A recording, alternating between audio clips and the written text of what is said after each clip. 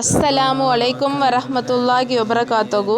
அறிவிப்பாளர் அபூ ஹுரைரா ரலியல்லாஹு அன்ஹு அவர்கள், அண்ணல் நபி ஸல்லல்லாஹு அலைஹி வஸல்லம் அவர்கள் நவின்றார்கள், ஒரு அடியான் அல்லாஹுவின் ஓப்புக்குரிய ஒரு சொல்லை தன் நாவினால் மொழிகின்றான். ஆனால் அதில் அவன் கவனம் செலுத்துவதில்லை, அதற்கு அவன் முக்கியத்துவமும் தருவதில்லை. ஆனால் அல்லாஹ் அந்த சொல்லின் காரணத்தால் அவனுக்கு தகுதியை பல படித்தரங்கள் உயர்த்தி விடுகின்றான். இவ்வாறே மனிதன் இறைவனுக்கு கோபம் உண்டாக்கும் ஒரு சொல்லை அலட்சியமாக சொல்லிவிடுகின்றான். அது அவனை நரகில் தள்ளிவிடுகின்றது. அண்ணல் நபி ஸல்லல்லாஹு அலைஹி வஸல்லம் அவர்கள் இவ்வாறு கூறுவதின் நோக்கம் என்னவெனில், மனிதன் தன் நாவினால் கட்டுப்பாடின்றி பேச்சை விட்டுவிடக்கூடாது.